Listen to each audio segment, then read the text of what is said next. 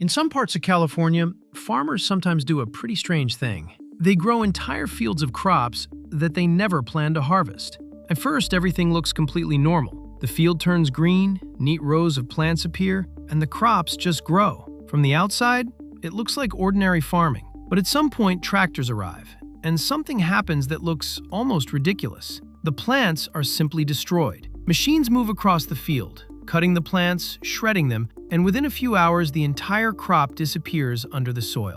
A field that was covered with plants just the day before suddenly turns back into bare ground. If you saw this for the first time, it would feel like the farmers just destroyed their own harvest. Normally, the process works the other way around. People spend months growing crops, then they harvest them, load them into trucks, and send them to markets. But here, none of that happens. No harvest, no trucks, no sales. Sometimes we're not talking about small test areas, but entire fields. In a single day, tons of plant material can be buried under the soil. And the strangest part is that this doesn't happen by accident, and it doesn't happen just once. Farmers do it on purpose. In fact, in some places it happens every single year. From the very beginning, they know that this crop will never end up in stores or on someone's table. These plants are grown for only one reason, so that at some point they can be buried back into the soil. At first, it sounds kind of weird. Agriculture exists to produce food, but here the opposite is happening.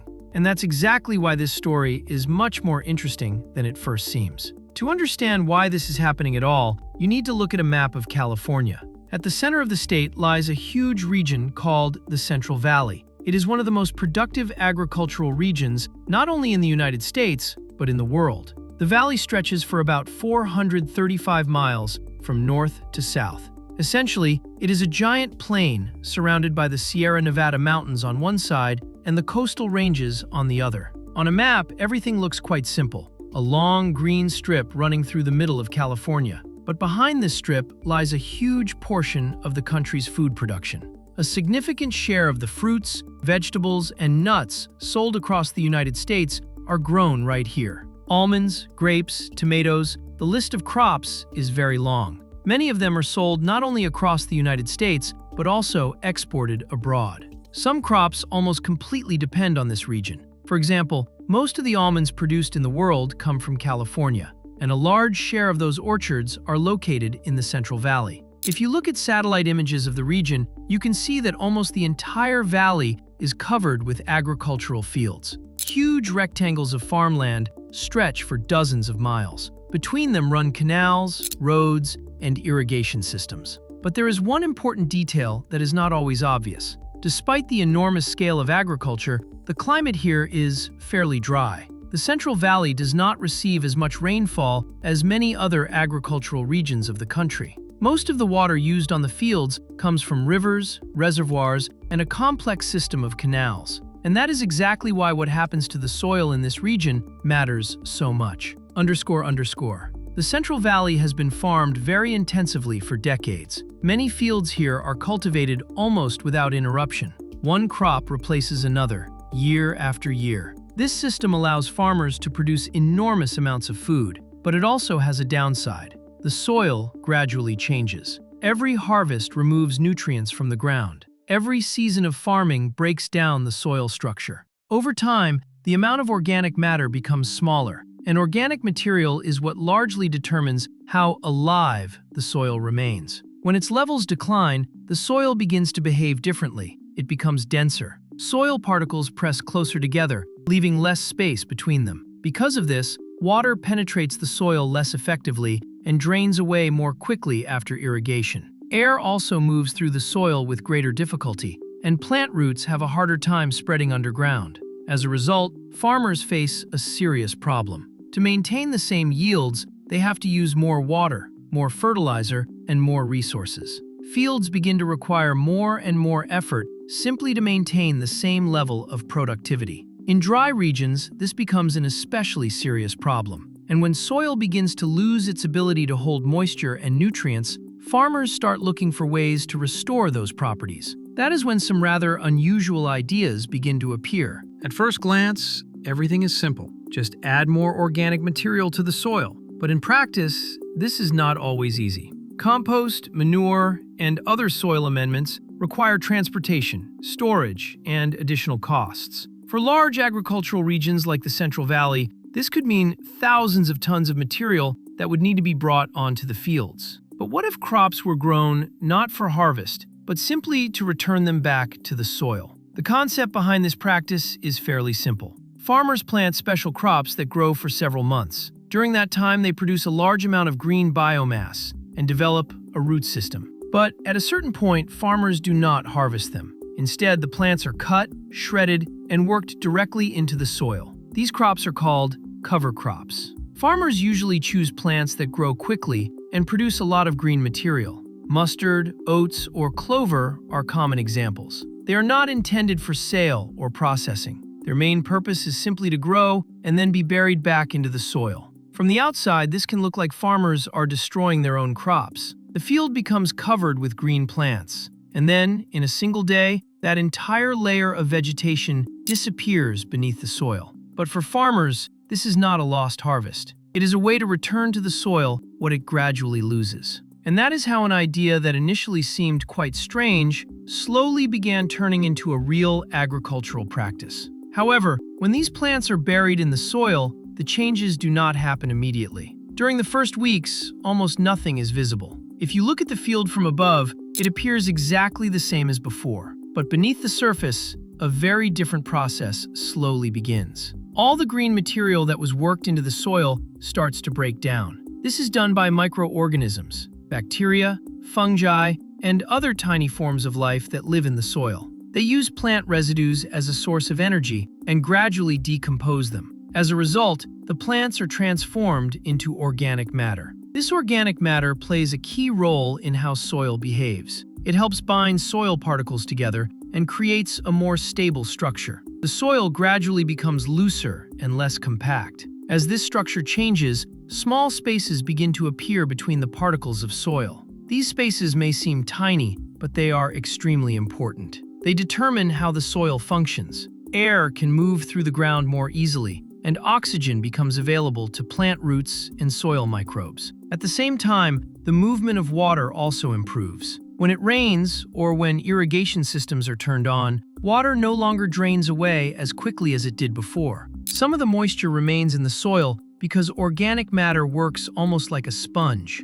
That is exactly why these changes are especially important in dry regions. In places like California's Central Valley, water is one of the most valuable resources in agriculture. If the soil can hold moisture even slightly longer, plants receive more stable growing conditions. This means farmers can irrigate their fields less frequently or use water more efficiently. But there is another effect that becomes noticeable over time. As plant material decomposes, nutrients are gradually returned to the soil. Nitrogen, carbon, and other elements once again become part of the soil system. Over time, they become available to the next generation of plants. As a result, a natural cycle begins to form. Plants grow in the field, then return to the soil, where they become part of the organic layer that helps the next crops grow more effectively. And this is where things start to get interesting. After the cover crops have been incorporated into the soil, farmers plant their usual crops on the same fields again: tomatoes, lettuce,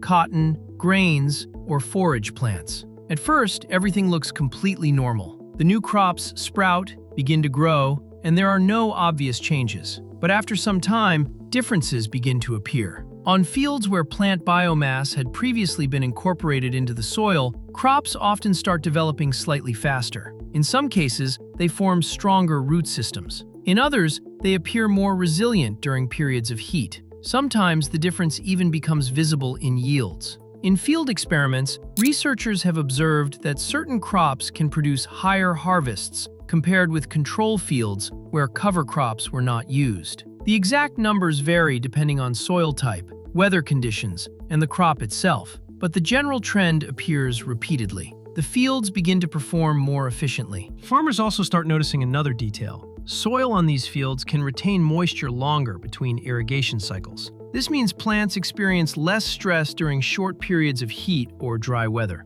For agriculture, this is a very important factor. When a plant constantly experiences water stress, it directs most of its energy towards survival rather than growth. Development slows down and harvests may shrink. But when conditions remain more stable, plants can devote more energy to growth. As a result, yields become more predictable. That is why many farmers have begun to see this practice not as an experiment, but as another tool for managing soil. Even small improvements in soil structure and moisture retention can produce noticeable results when applied across large agricultural areas. But sometimes farmers go even further. In some cases, it is not only grasses or cover crops that are buried underground, but entire orchards. This happens when old fruit or nut plantations reach the end of their productive life. In California's Central Valley, this is especially visible on almond and walnut farms. These orchards can remain productive for 20 to 25 years, but eventually their yields begin to decline. At a certain point, farmers decide to completely replace the trees.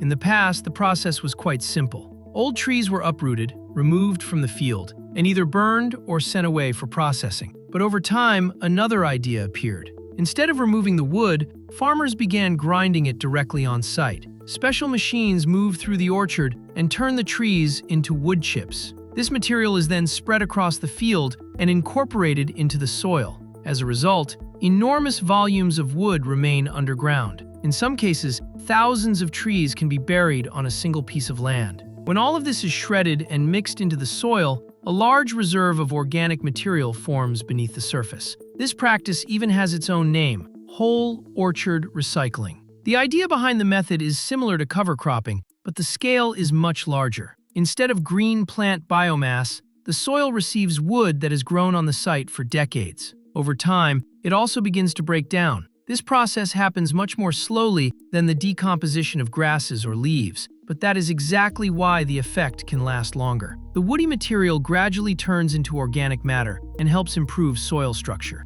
As a result, the field receives an additional source of carbon and organic material. For farmers, this means that soil can hold moisture longer and better support the growth of new trees that will eventually be planted there. From the outside, however, it can still look very strange. Thousands of trees that grew for decades suddenly disappear underground. But this is how farmers try to return to the soil the resources it gradually loses. And this is especially important for California's Central Valley, because this region remains one of the largest agricultural centers in the United States, yet it constantly faces limitations when it comes to water. Rainfall here is relatively low, and summers are usually long and hot. Most of the water used on fields comes from irrigation systems, reservoirs, and underground sources. Because of this, any change in how soil behaves can have a major impact. If soil loses moisture more quickly, farmers must irrigate fields more often. This increases water use and puts additional pressure on the region's water resources. Over the past decades, this problem has become more visible as droughts in the western United States have become more frequent. That is why methods that allow soil to retain moisture even slightly longer are becoming increasingly important. Over time, these practices have begun spreading more widely, and today, their scale is becoming noticeable. In California, interest in cover crops and returning plant biomass to the soil has grown significantly in recent years. According to agricultural programs in the state, cover crops are now periodically grown on hundreds of thousands of acres of farmland in the Central Valley alone. Even more striking numbers appear in projects involving whole orchard recycling. Today, California has more than 1,200,000 acres of almond orchards alone. Every year, some portion of these orchards reaches the age when trees must be replaced. When orchards like this are removed, the amount of wood on a single acre can reach roughly 100 to 150 tons. If this material is shredded and returned to the soil, an enormous volume of organic matter ends up underground. In one project involving almond orchards, researchers estimated that more than 125 tons of woody biomass per acre had been incorporated into the soil. When these numbers are multiplied across large areas of farmland, it becomes clear why this practice is attracting so much attention.